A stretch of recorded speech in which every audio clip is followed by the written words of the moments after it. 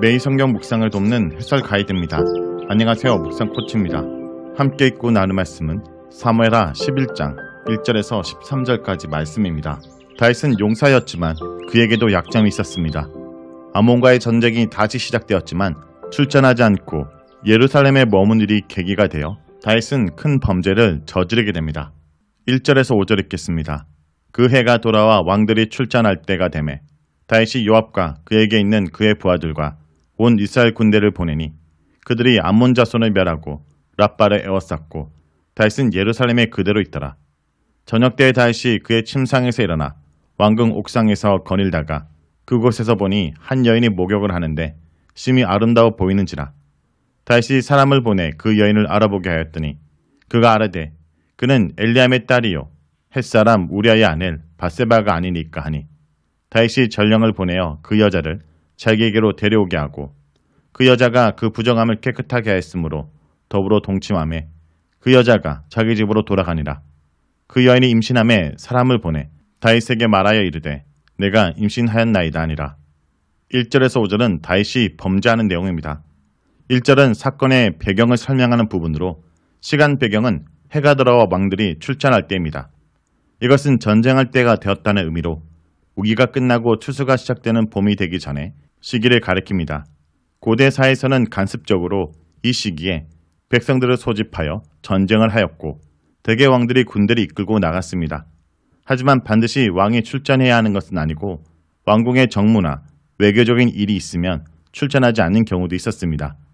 다윗도 이번에는 요압과 그의 부하들만 전쟁에 보내어 암몬 자손을 치게 하였습니다.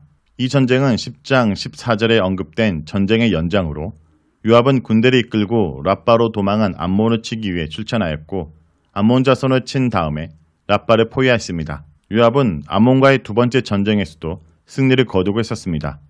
다윗은 암몬과의 첫 번째 전쟁에서처럼 전쟁에 참여하지 않았고 본문은 다윗이 예루살렘에 남아있다고 말합니다. 부하들이 전쟁터에 나가 있는 사이 다윗은 한가한 저녁을 보내고 있었습니다. 그는 낮잠을 자고 저녁에 일어나 시원해진 왕궁 지붕을 한가롭게 산책하였습니다.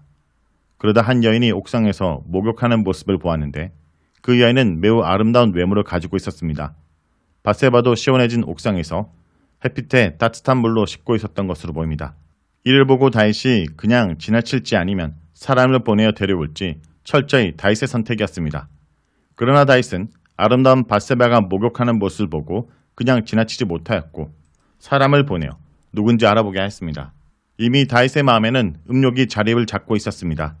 다윗은 그녀가 엘리암의 딸이며 햇사람 우리아의 아내 밧세바라는 사실을 알게 되었습니다. 여기서 밧세바의 아버지 엘리암과 밧세바의 남편 햇사람 우리아는 모두 다윗의 37명의 용사 중에 들어있는 다윗 왕국에서 높은 지위를 가지고 있었던 인물들입니다. 우리아는 햇사람으로 다윗 당시에 히타이트 제국은 더 이상 존재하지 않았지만 제국의 남은 자손들이 시리아에서 해족속의 형태로 생존하고 있었고 우리아는 여기 출신으로 이스라엘에 이주하여 살았던 인물입니다. 그의 이름 우리아는 여호와는 빛이시다 라는 뜻의 이름으로 추측해보건대 그는 이스라엘에서 태어났고 여호와를 믿는 하나님 백성이었습니다. 다윗은 밧세바가 전쟁터에 나가 있는 부하의 아내라는 사실을 알고도 사자를 보내어 그녀를 데려와 동침하였습니다. 그런데 이때 밧세바가 부정함에서 벗어나 정결의식을 막 치른 때였기에 임신이 가능한 상태였습니다. 여기서 이것을 언급한 것은 밧세바가 임신한 아이가 우리아의 아이가 아니라 다윗의 아기라는 사실을 분명하게 밝히기 위한 것입니다. 여기서 다윗은 매우 주도적으로 밧세바에 대해서 알아보고 부르고 동침하였습니다. 밧세바는 이 장면에서 다윗이 오라고 하면 오고 가라고 하면 가는 매우 수동적인 모습을 보입니다. 본문이 다윗의 적극적 모습을 강조한 것은 다윗의 간음 사건이 어쩌다 여자의 꼬임에 넘어가 실수로 벌어진 일이 아니라 다윗이 적극적으로 고의적으로 행한 범죄라는 사실을 강조하기 위한 것입니다. 이렇게 다윗은 밧세바와 관계를 가진 후에 아무도 모르게 죄를 덮으려 했지만 5절에서 밧세바가 다윗에게 자신이 임신했다는 사실을 밝히면서 간음죄를 덮기 어려운 심각한 문제가 되어버렸습니다. 여기서 밧세바는 유일하게 말을 하고 있는데 이 말은 모든 비극의 시작이 되는 매우 결정적인 말이었습니다. 6절에서 13절 읽겠습니다. 다윗이 요압에게 기별하여 햇사람 우리아를 내게 보내라 하매 요압이 우리아를 다윗에게로 보내니 우리아가 다윗에게 이르매 다윗이 요압의 안부와 군사의 안부와 싸움이 어땠는지를 묻고 그가 또 우리아에게 이르되 내 집으로 내려가서 발을 씻으라 하니 우리아가 왕궁에서 나가매 왕의 음식물이 뒤따라 가니라. 그러나 우리아는 집으로 내려가지 아니하고 왕궁문에서 그의 주의 모든 부하들과 더불어 잔지라. 어떤 사람이 다윗에게 아뢰되 우리아가 그의 집으로 내려가지 아니하였나이다. 다윗이 우리아에게 이르되 내가 길 갔다 돌아온 것이 아니냐 어찌하여 내 집으로 내려가지 아니하였느냐니 우리아가 다윗에게 아뢰되 언약궤와 이스라엘과 유다가 야영 중에 있고 내 주 요압과 내 왕의 부하들이 바깥 들에 진치고 있거늘 내가 어찌 내 집으로 가서 먹고 마시고 내 처와 같이 자리이까. 내가 이를 행하지 아니하기로 왕의 살아계심과 왕의 혼의 살아계심을 두고 맹세하나이다 하니라. 다윗이 우리아에게 이르되 오늘도 여기 있으라. 내일은 내가 너를 보내리라. 우리아가 그날에 예루살렘에 머무니라.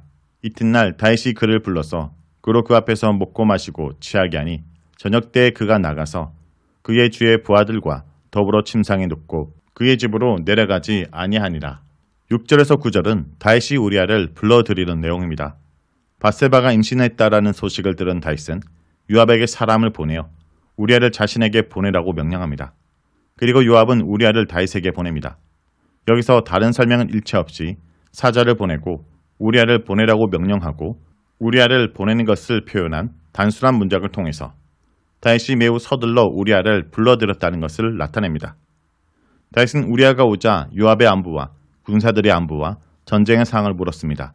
이것은 마치 전쟁의 상황을 알기 위해 우리아를 부른 것처럼 보이기 위한 행동입니다. 하지만 다윗의 진짜 속셈은 8절에 드러납니다. 그는 우리아에게 집에 가서 발을 씻으라고 말합니다. 여기서 발을 씻으라는 말은 일반적으로 여행자가 집에 왔을 때 발을 씻겨줌으로써 한양의 표시를 하는 것입니다. 하지만 발이란 단어는 남성성을 은유적으로 표현할 때도 사용하는 단어이기 때문에 다윗은 일부러 발이라는 단어를 사용하여 아내와 관계를 가지라는 암시를 주고 있습니다. 즉 다윗은 밧세바의 간음을 감추기 위해 우리아를 밧세바와 동침하게 하여 자신의 아기를 우리아의 아기처럼 속이려고 한 것입니다. 또 우리아의 수고를 치하는 의미로 많은 하사품을 보내어 자신이 매우 좋은 왕인 것처럼 행동합니다. 하지만 우리아는 다윗과 생각과 다르게 집으로 가지 않고 왕궁문에서 왕의 부하들과 같이 잠을 잡니다. 여기서 그의 주인의 부하라는 표현을 통해 우리아는 다윗을 자신이 충실하게 섬겨야 될 주인으로 여기고 있다는 것을 보여줍니다. 이런 우리아의 충직한 모습은 자신에게 충직한 부하의 아내를 탐내어 간통하고 그 결과를 뒤집어 씌우려는 다윗의 비열한 모습과 좋은 대조를 이룹니다. 이렇게 우리아가 다윗의 계획과 다르게 행동하므로 다윗의 계획은 실패하게 됩니다. 10절에서 11절은 우리아의 우직한 고백입니다. 다윗은 집으로 가지 않은 우리아를 불러 왜 먼 길에서 돌아왔는데 집에 가지 않냐고 묻습니다. 다윗의 입장에서는 이런 우리아의 행동이 매우 마음에 안 들었지만 우리아를 걱정하는 척하며 집으로 가지 않는 이유를 물은 것입니다. 이에 대해 우리아는 언약궤와 이스라엘과 유다가 야영 중에 있고 자신의 상사인 요압과 왕의 군대가 전쟁터에 있는데 어떻게 자신만 편안하게 집으로 가서 먹고 마시고 아내와 잘 수 있냐 말하며 자신은 결코 그렇게 하지 않을 것을 왕의 목숨을 걸고 맹세합니다. 왕에게 보일 수 있는 최대한의 충성 맹세를 한 것입니다. 우리아가 개와 전쟁터와 아내와의 잠자리를 언급한 것은 전쟁을 수행할 때 진영에서 정결해야 하는 규범과 연결됩니다. 언약궤가 함께하는 진영은 요압께서 함께하시는 거룩한 곳이기에 여자와 자는 것이 금지됩니다. 남성이 설정을 하면 하루 동안 부정한 상태가 되어 진의 거룩성을 훼손하기 때문입니다. 물론 우리아는 전쟁터에 있는 것도 아니고 진영으로 돌아가기 하루 전에만 조심하면 상관이 없는 상황이지만 비록 예루살렘에 와 있어도 여전히 전쟁터에 있는 사람과 연결된 것으로 생각하였고 그래서 자신의 정결을 지키기로 결심한 것입니다. 혹시라도 자신이 부정하게 되어 전쟁터에 있는 다윗의 진영에 거룩성이 훼손될지도 모른다 생각하여 정결법을 최대한 지키려고 노력한 것입니다. 이렇게 하나님 앞에서 거룩한 모습을 유지하기 위해 애를 쓰며 이스라엘 군대의 피해가 가지 않도록 노력하는 우리아의 모습은 하나님 앞에 범죄하고도 죄로 생각하긴커녕 그 죄를 덮기 위해 노력하는 다윗의 모습과 대조를 이룹니다. 여기서 그동안 하나님 앞에 가장 충성스럽고 의로웠던 다윗의 모습은 사라지고 자신의 죄를 덮기 위해 급급한 다윗의 모습만 나타납니다. 12절에서 13절은 우리아를 이용하려던 다윗의 계획이 실패하는 내용입니다. 다윗은 우리아가 자신에게 충성심 때문에 집에 들어가지 않았다는 사실을 알자 다시 한번 우리아를 집으로 보내어 바세바와 자기하려고 시도합니다. 다윗은 우리아에게 하루 더 예루살렘에 머물라 하며 내일은 보내주겠다 말합니다. 본문에서 우리아가 그날과 그 다음날 예루살렘에 머물렀다라는 것은 다윗의 권고로 이틀 동안 예루살렘에 머물렀음을 의미합니다. 이것은 겉으로 보기에는 왕이 충성스러운 신하를 배려하여 하루 더 쉬게 해주는 것처럼 보입니다. 하지만 다윗의 진짜 속셈은 3절에 나오는데 그날 우리아를 불러서 그와 함께 먹고 마시며 일부러 우리아를 취하게 만들었습니다. 우리아가 취하면 술김에 집에 가서 아내와 동침할지도 모른다 생각하였기 때문입니다. 그런데 다윗의 생각과는 달리 우리아는 술이 취한 상태에서도 집으로 가지 않고 어제처럼 부하들과 함께 잤습니다. 본문은 우리아가 집에 가지 않았다는 사실을 분명하게 언급하여 강조합니다. 우리아는 자신의 맹세를 충실하게 지킨 것입니다. 하지만 이런 우직한 충성심의 대가는 죽음이었습니다. 하나님과 왕에 대한 충성심 때문에 욕망을 참고 성문 앞에서 부하들과 밤을 보낸 우리아의 모습은 자기 욕망을 억제하지 못해 하나님에 대한 충성심을 버리고 부하에 대한 신의를 버린 다윗의 모습과 대조를 이룹니다. 자, 여기까지가 사무엘하 11장 1절에서 13절까지 말씀입니다. 오늘 말씀을 통해 우리는 무엇을 묵상하고 적용해야 될까요? 죄는 위장하고 감춘다고 해결되는 것이 결코 아닙니다. 다윗은 자신의 죄를 감추기 위해 우리아를 불러 바세바와 동침하도록 하려고 했습니다. 처음 시도가 실패로 끝나자 다시 시도하였습니다. 하지만 다윗의 이러한 시도는 죄에 대한 근본적 해결책이 아니었습니다. 죄는 위장하고 감춘다고 해서 결코 해결되는 것이 아닙니다. 성도 여러분, 아무도 모르게 비밀 내에 죄를 지었지만 죄의 결과는 결코 숨길 수 없다는 것을 잊어서는 안 됩니다. 죄를 짓게 되면 반드시 흔적이 남게 됩니다. 죄의 결과가 금방 나타나지 않는다고 해서 죄가 해결된 것이 아닙니다. 성도 여러분, 혹시 나에게도 덮어준 죄가 있지는 않습니까? 이제는 그 죄를 덮기 위한 헛된 위장술을 버리고 그리스도의 보혈에 의지하여 하나님께 자복하는 주의 백성들 되길 간절히 기도드립니다.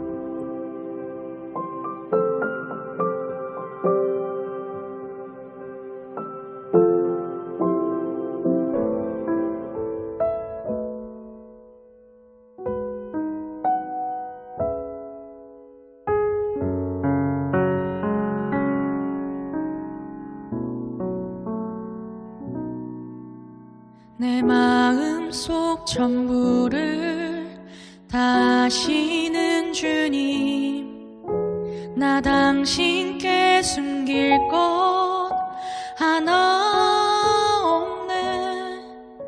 주 보좌 앞에 나아가 다뢰니 모든 근심과 슬픔 사라지네. 내가 어디에 있든 주 함께 하시니, 내가 서 있는 이곳 바로 천국. 주 보좌 앞에 나아가 나 절하니 주의 은혜와 사랑 넘쳐나네. 주 내 맘에 늘 계시고 나 주 안에 늘 거하니 이 놀라운 사랑, 그 사랑 앞에 난 나아가 목소리 높여 찬양 드리네.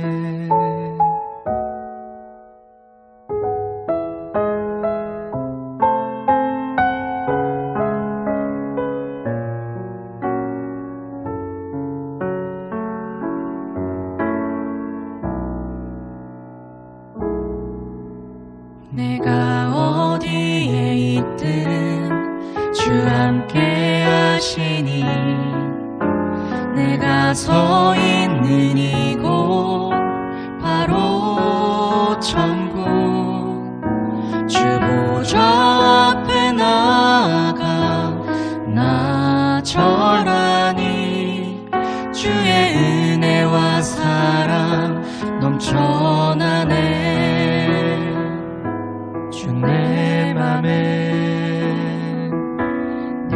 계시고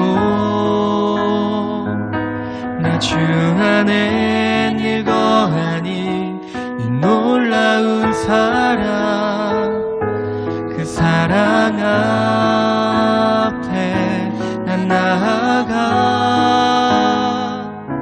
목소리 높여 찬양 드리네 주 내 맘에 늘 계시고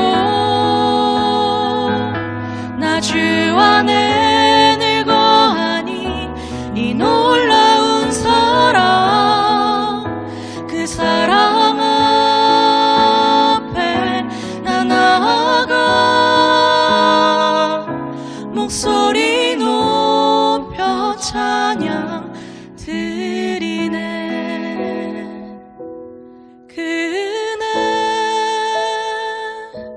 보좌 앞에